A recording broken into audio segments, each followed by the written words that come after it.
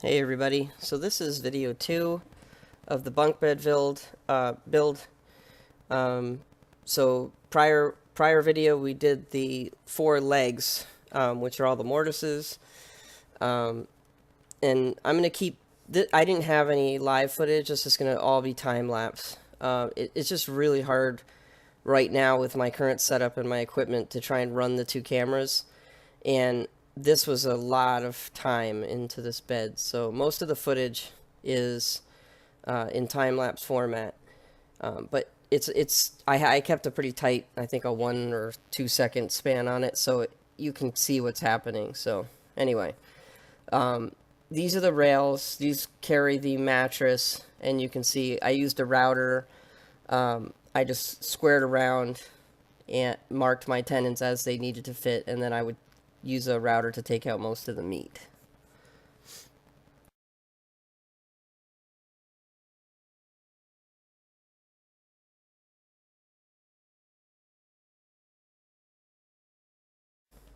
So to get the tenons precise, I'm squaring around the oak rail and making sure all my lines meet up, and then I'm hogging out the majority of the material with the router, with it about a 1/16 to an 1/8 inch away from my cut line, and then I'm using a chisel to clean up the haunch. And if you want really clean, tight joinery, that's the way you want to do that. You don't want to try to cut your line.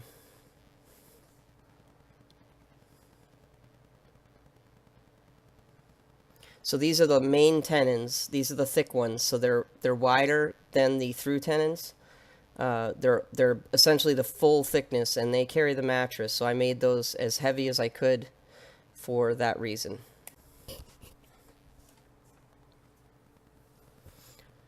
So this is one of the through tenons, and you'll see in the background I have the bed kind of stood up in the wood shop, and it was important that I had this assembled as I went, because everything is fit as I went. So I didn't just cut everything hoping everything was going to line up. I made sure as I went everything fit perfectly. So these are the through tenons. So you can see these are not as wide as the long rails, but these are the ones that get the tusk. So they need to come all the way through the post and beyond. So they're a much longer tenon, and they come through the other tenon. So they're also about 1.5 inches narrower in height than the long rails, so that they can slip through there and still leave plenty of strength on the long rail tenons where they come through. So these guys are that I'm doing right now, these hold the whole bed together. But pretty much, as you can see, the joinery was actually pretty much the same. The haunches were all cut the same, so the main rails would go into the post. And the reason I have so many steps on my haunches is I wanted as much material in the bed so that when it was all locked tight together, I didn't have any thin amounts of oak supporting anything. So the reality is, once you're past the large part of the haunch, there's that 3/8 of an inch of haunch on the fat end of the tenon, and that sits in the bed frame, and so that's actually the structure. And everything beyond that, all the thin portions of the tenon, they're actually the opposite. They're not holding any weight. They're holding horizontal stress. So they're a pulling joint, less than a gravity pressure joint. And so that's why I can go thin on those. I mean, I could have gone thin anyway, because the oak is definitely strong enough to do that, but I like to overbuild. So that's what's going on there. Those tenons are actually, the long portions of them are getting pulled on with the length of the grain, which is extremely strong. So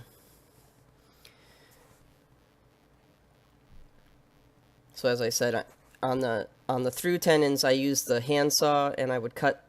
A lot more meat needed to come out, so I would cut those, and then I would just shape them down and pare them down, making sure everything was square and parallel, all that good stuff.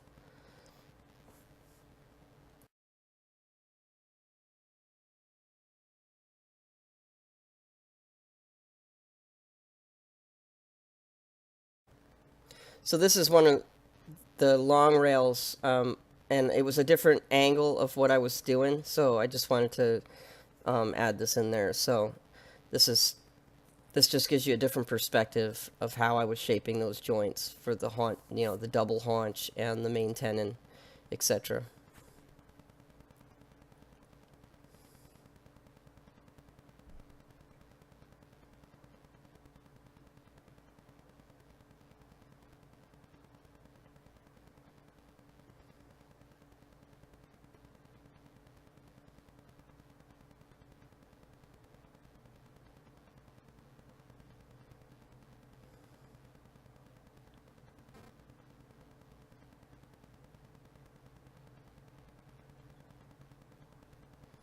So this is one of the short rails. These are the end cap rails, and they're much thinner tenons. They slide through the other tenons.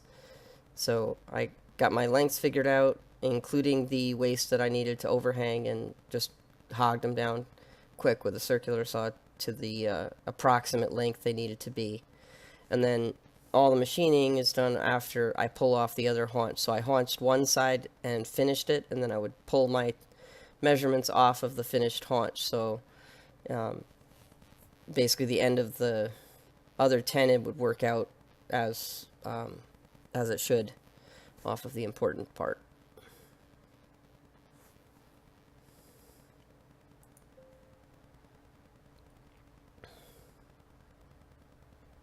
And again, this is just a different perspective of the same work, but I wanted to give two different views of it, especially because it is in fast speed. So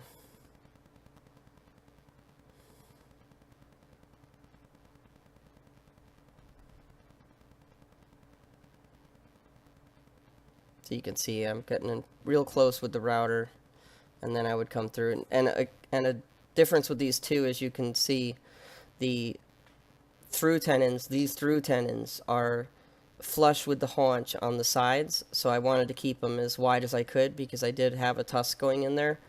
So instead of doing a second haunch to go in, I just ran it straight through and kept it as fat as I could. So it goes all the way through the same thickness as the main tenons do. It runs right through the post.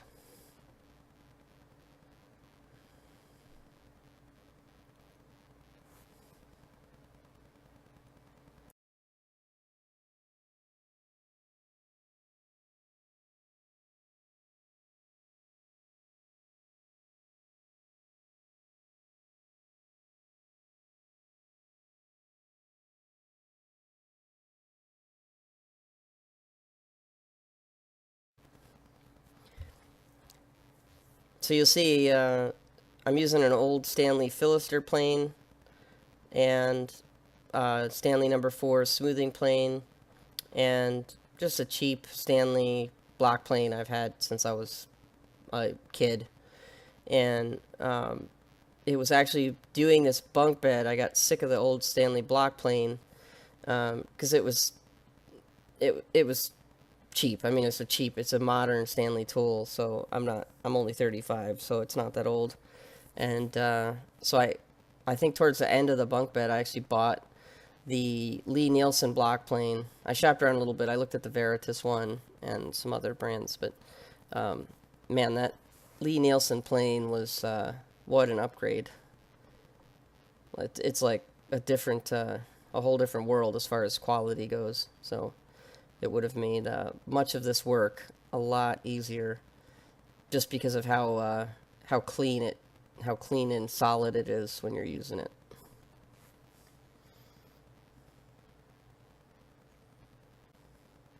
So you can see in the background there's the bed frame I was mentioning already, and what I'm doing is, as I cut the joinery, I'm fitting it and testing the through tenons to get them fit just right, so it's as tight as possible while still being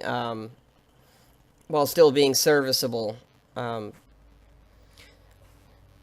So I almost missed putting this in here, but this is how I added the through notches through the main tenon. So you can see how I went about that. I just did a a triple Forstner bit mortise. I clamped the whole bed frame together with the rails, and then I marked out my mortise, and I took a little bit more meat off the back of it than the front of it. So when I put that through tenon in there, it forces that long tenon forward a little bit, tightening up the joint even more. So that was pretty basic. I didn't have a lot of footage of that. That was really the only piece of it. So.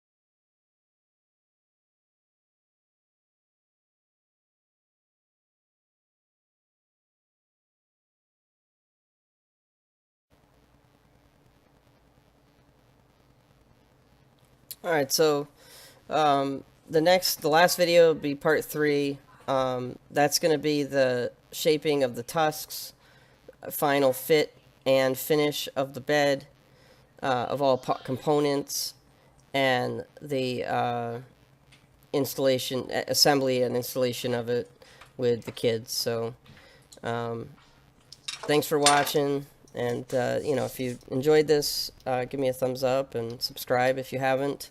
I will be continuing work on the channel. It's going to be a little bit slow for the next month. I have a move coming, and on the tail end of that move, I'm pretty excited because I'm going to get to some serious woodworking and a space to do it. So keep your eyes out for that, and thanks for watching.